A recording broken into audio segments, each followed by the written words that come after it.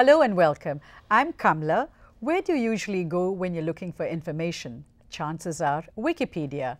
Today, my guest is Alolita Sharma, who is the Director of Engineering at Wikipedia, based in San Francisco. Welcome to the show. Hi, Kamla. Nice to be here. Okay, so talking about the network of networks, you work for a company that is famous for being the go-to place if you want to look for information on anything. Yes. And I guess the mission of Wikipedia is imagine a world in which every human being can freely share in the sum of all knowledge. And that is Wikipedia's mission. Yeah. How did you get involved with Wikipedia? I have loved Wikipedia for a long, long time. I really cared about its mission and its being really a hallmark of what open source can do beneficially for the entire web.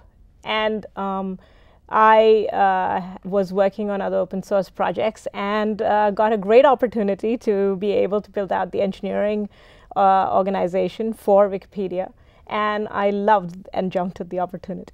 How long have you been with Wikipedia? I have been there now about 2.5 years, going on to 3. So it's been very exciting. And what is what do you do as Director of Engineering at Wikipedia? How would you describe your job? So Wikipedia has, as you know, was a very small group of contributors for, especially in engineering, for a very long period of time. And in the past 4 years, as Wikipedia, became part of the Wikimedia Foundation, which was created by Jimmy Wales and other community members, as demand grew for Wikipedia's content and its community, added more and more content, the need for being able to scale that infrastructure and those websites to be able to provide the platform for millions of contributors to add content was very urgent and needed. And the foundation, which actually operates Wikipedia and other Wikimedia websites, basically has a mandate to preserve, protect, and promote the platform, the technology platform, which runs and enables the millions of contributors on Wikipedia to contribute their content. So having said that, it's a very ambitious goal. Because the platform is built on open source. It is. And it's completely open source. So does it have flaws? Because I'm assuming there may be flaws in it because maybe it was not built to scale and handle so many requests from all over the world. Sure. And as we've seen tremendous amount of growth coming in where we have, literally increased in size by hundreds of percent, over months. We have had to look at serious engineering problems and engineering issues. So what are those serious engineering problems? The infrastructure. So Wikipedia runs on MediaWiki, and MediaWiki is an open source content management system, very similar to what Drupal or WordPress are, but at a larger scale with running on Linux using PHP. MediaWiki was written 10 years ago. And so it's got some flaws if it was written 10 years ago. And given the needs and demands of the current generation and the current growth that Wikipedia is going through, the need to be able to make that platform more scalable and user friendly is even more urgent today than ever. It went down recently, right? Wikipedia was offline for the cables cut or something happened a few weeks ago? It did, yes. And that was because... when the lights went out, what happened? We hear from everybody on the web, including the White House. Oh, really? We do. Because it is that amazing that, when people cannot actually access Wikipedia, people report it. It's like, hey, what's going on? Where do they report? Well, you'll see it on Twitter, you'll see it on the IRC channels, you'll see it on, different the alternate channels. online channels, and they know how to find us. So how did you all know that you guys were down? Well, we have a very, very real-time monitoring system, and we can tell immediately. It was actually a fiber cut on the ISP that we use on the East Coast, where it was just something that they said a lawnmower ran over a fiber and cut it. A lawnmower run over? And it was those things happen. An errant lawnmower just, cut loose from the... And it was just completely shocking to us. It was like, well, say what? So it was something that is felt. And whenever Wikipedia Watch out for that lawnmower.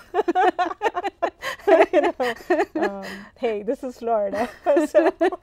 Oh, this was in Florida. Yes. Okay. I thought maybe it got blown over. Maybe there was a typhoon or a hurricane headed that way. Anyway, I shouldn't be saying that. But how did you all know? Did the lights literally, I'm thinking of a submarine scenario, How did you all find out? Well, the real-time monitoring systems that we have, usually our ops team is very, very proactive and distributed across the world. So we have a very ace team, very small team of very dedicated engineers who work around the clock and monitor stuff. And they could tell immediately as soon as, there was failure in being able to service requests, coming into the websites. And usually they're very good at routing, rerouting the traffic to other switches so that we can actually they found a workaround. Yes, but still it does affect us if there is something as serious as that where the ISP is takes some time to actually replace physical infrastructure. So what do you do? So I have several software development teams, and today one of my key initiatives is making Wikipedia multilingual and supporting 285 languages for Wikipedia, and that's a very ambitious project. But English is the most widely spoken language, I would assume. Or English has the largest following in Wikipedia, right? Yes, it has about 4 million plus articles, and English Wikipedia is the largest content repository that we have. But however, having said that, there is a tremendous amount of growth that we see in coming in from Asia, coming in from India and the Indian subcontinent, from the Middle East, and also from Latin America. So 2 questions. One is from the emerging markets and countries, Yes. if they're accessing, I'm thinking mobile is the primary device they're using. It so is. that's one question. The second question is, you mentioned the Middle East. So how did you all handle the Arab Spring uprising? Because there was a lot that was happening around about that time. But first, let's take the mobile question. Yes, and the mobile question is actually very critical to Wikipedia's growth. And are you building mobile apps? we are. Are they both Android and iPhone? They're Android and HTML5 Which CSS, which means that they will run on iOS. We also do support an iOS app, but however, we do promote the open source apps a little bit more, with a more so emphasis. Right now, so what I'm hearing which is Android and HTML5 CSS. So I have an iPhone. Can I download this app? Yes, And you will it be user friendly? Yes, absolutely. Okay. But our major emphasis in terms of rolling out functionality, I heard that. Open source. is open source. Okay. Android phone. So mobile. So what kind of mobile apps do you have? Do you have one app, or do you have a series of apps? We have a series of apps today, and we are also in the process of building more. And it is again a collaborative effort with developers who are funded and supported by the foundation itself as part of the engineering team, and also contributors who are volunteers. And again, that's the beauty of Wikipedia, that there are so many contributors, both on the content layer as well as on the developer layer, where there are folks constantly contributing good ideas and good software. So what about the Arab Spring? Because you said contributors and volunteers. Yes. And how did Wikimedia and Wikipedia handled the Arab Spring when that happened. You know, there was a lot of it was about a year ago. Yes. And there was a lot of activity around there, lot of updating of pages, information, and everything. It was phenomenal. In fact, I would say that, you know, to be bold is one of our mottos, and to be bold, I would say that Wikipedia is one of those bellwether indicators on the web, which really gives you trends of what is, you know, the level of activity and interest of folks on the ground. So the Arab Spring was actually a very interesting example because as the revolution in Egypt was starting to form and occur, literally on Wikipedia, if you were to look at the history of the pages that recorded those activities and happenings, you could actually see a snapshot form of data and different opinions and different viewpoints take form on the pages. It was literally that you could see. So then who then decides, because you have editors, who then decides, because there must have been multitude of information coming in, yes, different shades That's of correct. opinion. Then who then decides what is the right information that should be retained? The volunteer contributors and editors do, and it is completely collaborative and crowdsourced. So are there any bots that edit any of the Wikipedia pages? No. No bots? No. Humans? Yes, that's correct. And if there are bots that mine or run through, you know, index Wikipedia's content, it is more for indexing than for actual So edition. bots do indexing? Yes. Okay. They do it for the entire web. But why are some accounts locked down? Who decides why some accounts need to be locked down? Or some pages? Accounts are, so there's a difference between accounts and pages. Yeah. Accounts are editors and accounts are usually locked down if there is a serial strain of vandalism that, you know, somebody's engaging in. They can do it anonymously or as logged in users. And when so how do you decide to log? How do you decide to lock it down? There is a whole set of policies that our communities have defined themselves and actually honor. And if they see that, you know, there is unusual activity bordering on vandalism or spam or other unusual, you know, circumstances, they will lock out your accounts. And then the pages are locked down because? The pages are locked down because of being very high volume or very, very popular or controversial. So it could be, we have a semi-protected state for the president's page. President Barack Obama's page is locked down. We have the same occurring for somebody like Reverend Moon, you know, or somebody like the Dalai Lama, because it's just something that where there, if there is, or the Beatles for that matter, or Justin Bieber, you know, so it's again, depending on the amount of activity and the controversies around that. How does one become a volunteer for Wikipedia? Do I just go and decide to become a volunteer, or do I have to pass some kind of a test? No, it's actually absolutely open, and when you're reading a page, an interesting article that you were interested in, it's as simple as clicking on the edit button and landing into an editor where you can actually make changes. Alolita, I'm just going to offer this one thing.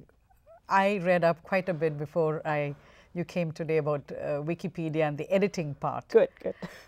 And there was a string of complaints about how difficult it is to edit a Wikipedia page.